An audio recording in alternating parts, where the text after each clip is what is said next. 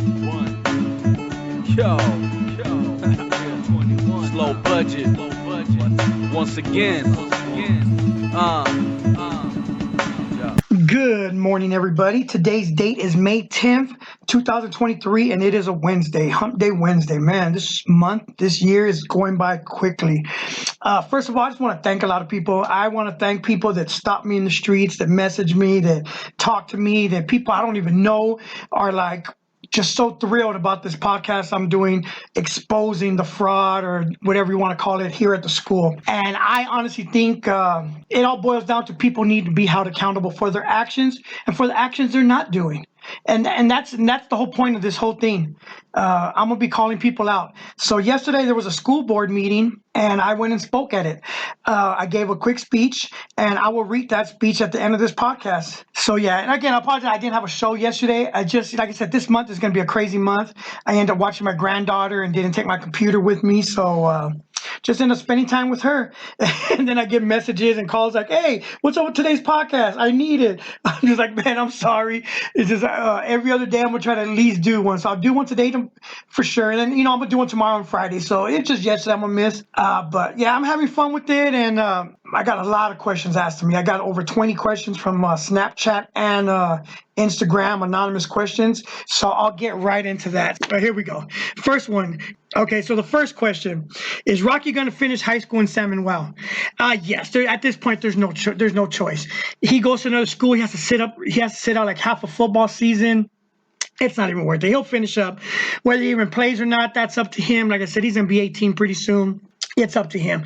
The whole thing is I just want him to finish the year healthy.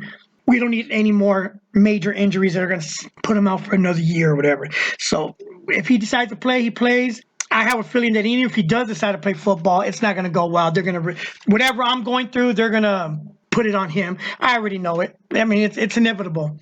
So, and then I'll cross that bridge when I come to it with the school. Okay, how late you staying up? Usually I stay up at least 12, 1, 2 in the morning. The last couple of days, I've just been tired. I've been going to bed early, 9, 10 o'clock. You're kind of hot, not going to lie. Well, thank you. Thank you very much. Like I said, I take compliments wherever I could get them. What are you doing tomorrow?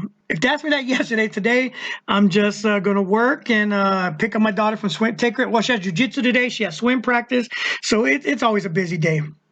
Is it true? Question mark. I have no idea what that means, so I don't know how to answer that. Who is your last IG search? I really don't. The only time I use IG is when I go on there just to advertise for my podcast or to put the anonymous question thing to send it. Let's see. Hey, I've been a fan of your podcast. You say you're from South Central LA. How was it growing up there with all the gangs? Is it like the movies? It's almost like the movies, and it was crazy growing up, and it's still crazy out there. I mean, you just never know. You just like I said it before. Every day, you don't know if that's the day you're going to jail or you're going to die. It's that crazy out there, and I don't exaggerate. I mean, you could go just to the store and something happens, or how many times I got in a fight just going to the store for my grandma or going to the hamburger stand down the street and end up getting in a fight from someone? Yeah, it doesn't take much. It was crazy growing up. I give props to everyone that, my age that made it out of there. I don't know how else to explain it. It is like the movies somewhat when it comes to the violence. There's still shootings, and I mean, just on my block growing up, there's always action, and I can imagine every block was the same way. Every time I go back to visit, there's someone being chased, police helicopters up ahead, police barricading the streets, blocking the streets.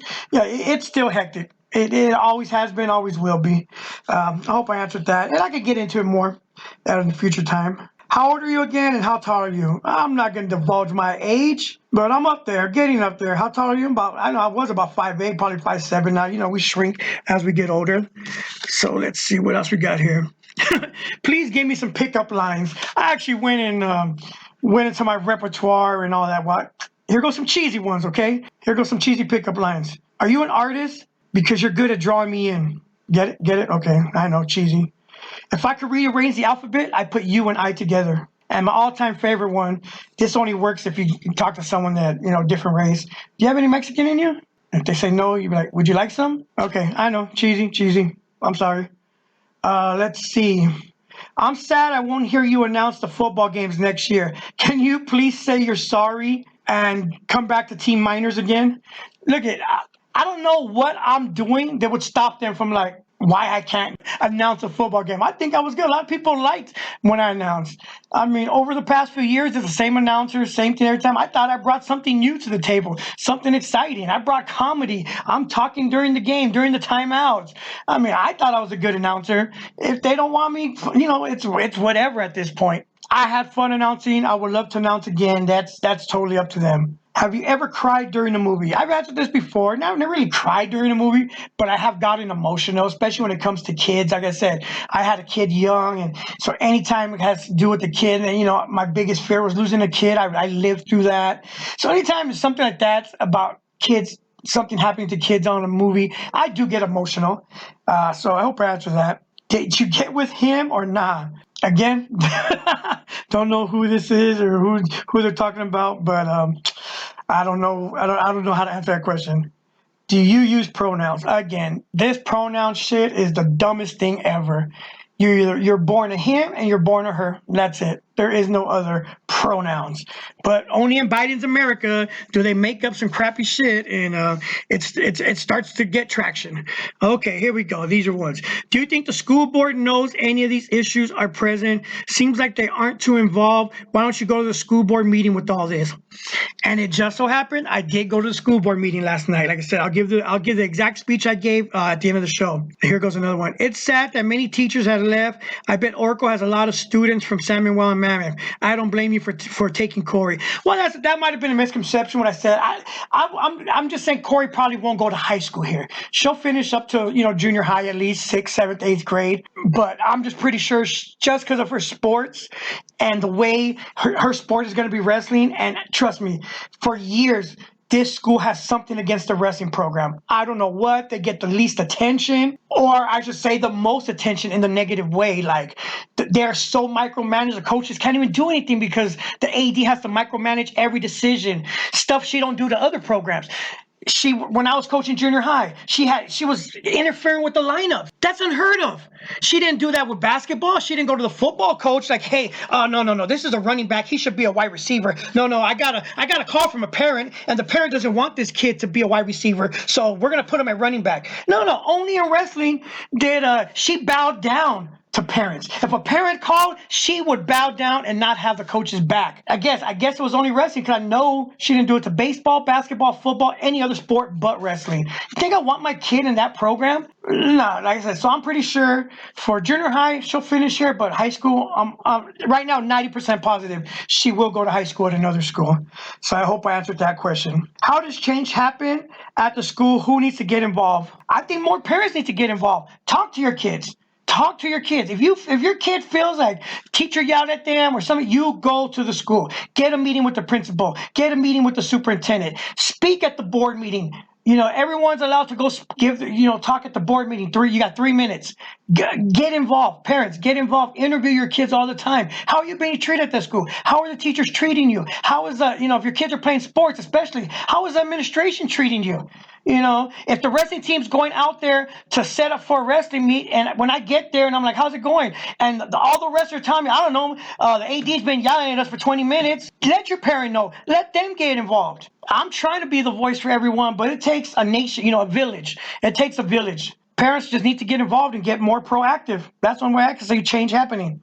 Pick up your lock screen. All pics on my phone right now are of my daughter Jasmine. Okay, let's see. Okay, a couple last questions. I dare you to speak about the inner circle and their meetings at the pizza place. Now, look, anything that happens outside of school, I don't care. Yes, there is an inner circle. It's obvious, but what they do outside of school or outside, that has nothing to do with me. I don't. And here's another thing that I want to put out there. All these people I'm bringing up, whether it's the superintendent, the AD, the principals, other coaches, I have nothing against them outside of school. The only thing I have against them is when they're at the school in the performance of their duties and how they're doing it. That's all I care about. And one of the other questions was, am I afraid of losing friends over this? And that's why I brought this into this one. None of these people were my friends outside. Acquaintances, co-workers, maybe you could say, but friends, none of them I consider like an actual friend. You know, I wasn't the one ever invited to cookouts, ever invited to hang out. All the coaches would get together. I was never invited anyway. Pizza place, get-togethers, I was never invited. So like I said, I'm not worried about losing any friends because technically they weren't even my friends to begin with. I just want to involve those two questions right there, and I hope I answered all those. So last night was a school board meeting. The school board meeting is the second Tuesday of every month, 6:30. It was here in the district office, but there was a flooding. So yesterday we had it in room 23. I called ahead of time to make sure I knew where it was, so I get there on time. Now, like I'm saying, anybody can go and speak. You go, you fill out a piece of paper, you give it to the secretary, and then this was item 6 is public call. And then the president would be like, is there anybody for a call? And if you're there and you get a paper, she's like, yes, we have, she gives them the paper, and you go up there and you're allowed to speak. You have 3 minutes. So I wrote a speech, and I think it came out pretty good. I'll let you guys decide. I read it to a couple people just to make sure it covered everything I wanted to cover. And so this is basically exactly what I said. I'm here today to bring some concerns to the board, and although I stand here as an individual, I speak as the voice of many. My name is Earl Andrade, and I have 2 students here in the school. What recourse do we parents have when individuals who are voted in a position offer little to no assistance when asked for help by a parent? When you try to get a hold of the principal and your calls are returned up to 2 weeks later? When you try to talk to the AD and you're either yelled at, talked down to, and or threatened to be fired or suspended multiple times? What can we do as parents when this administration chooses to close down the weight room for the summer, basically setting our athletes up for failure? And yet the staff here have a beautiful gym hardly anyone uses that our athletes can be using to give them a fighting chance. When you have an unqualified AD with obvious anger issues who can't talk to kids or adults without yelling at them. So listen, if you're in an administrative position and you have to raise your voice past a certain decibel, you definitely are not qualified for that position and you need retraining. When you try to go back to the principal to discuss problems and the AD and you're told she doesn't want to hear it, go talk to the superintendent. When you bring a lot of serious concerns to the superintendent and you're simply told, I will get back to you shortly. That meeting was over a month ago and my phone has yet to ring and my phone number has never changed. When you're told the AD took the position as a favor to the superintendent, well, that's something good friends would do, but you also notice all concerns brought to the superintendent about the AD are just washed away, as good friends would do. When the administration uses this school board to hire friends and family as coaches, then those coaches rarely even show up to practice, yet still get a paycheck, in a sense just stealing money from the district. I've compiled a list of over 8 serious AIA violations I will be presenting to the AIA, all that fell under this current administration's watch. I don't think the long arm of friendship or nepotism reaches that far. Are you guys even worried about the mass exodus of students and teachers leaving our district for nearby districts? You guys have to be aware. You have to see it. If you look at the staff at Mount Vista, it is literally a who's who of all the great teachers that have left our school for theirs. Does anyone do an exit interview to get to the root of why these teachers are leaving? Well, I've interviewed close to half a dozen of these teachers that have either left or will be leaving after this school year. And although this isn't the full reason, not wanting to deal with this administration is one of the contributing factors. Teachers that some would rather leave and take a pay cut than deal with the administration at this school. Is this a school's answer to simply just keep letting all these quality teachers leave and just bring in more teachers from other countries? Rumor has it there might be a high school coming to Oracle in the near future. What will you guys do when there's less than 50 kids at this school? So again, I stand here before you not only to bring these concerns to you, but to ask for your help. I don't know what the direct solution is, but I do know the direct problem is sitting in this room. What other recourses do I have as a parent? Do I use whatever medium I have to, as they say, round up the troops, to bring in 20, 30, 40 parents to every meeting to discuss their issues with you 3 minutes at a time? The sentiment out there is very much an us versus them attitude. In conclusion, I would like to quote the great David Foster Wallace: nothing brings people closer together than a common enemy. Thank you. You will be seeing a lot of me in your inbox in the near future. So that's the speech I gave. My daughter Corey was there. I was reading the paper, so I didn't get to see people's responses, but one of the school board members gave me a thumbs up. Corey said the faces of some of them did change at certain parts of my speech. I honestly think the superintendent underestimated me. And to think all this could have been avoided with one phone call. I told her I do not want to be that guy. She even said she didn't want me to be that guy. But now, she called my bluff, I guess, and this is me because I know she wasn't happy. Her whole demeanor changed after my speech because she was speaking before and she was speaking after, and the way she sounded after, I know she wasn't happy. Okay, there's one thing I do want to say, and this goes to anything. The easiest way to turn someone loyal, and believe me, I was loyal. 6 years I was loyal to the school, never said anything bad about them. But the easiest way to turn someone loyal against you is to do them wrong. And I felt I was done wrong by many at the school. I hope you guys enjoyed. I know I'm not speaking just for myself.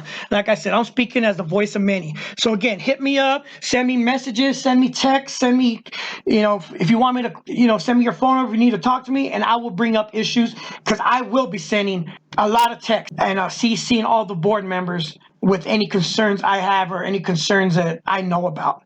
So with that, I hope you guys have a great Wednesday, and I will talk to you guys tomorrow. Burn one. Yo. Slow budget. Once again.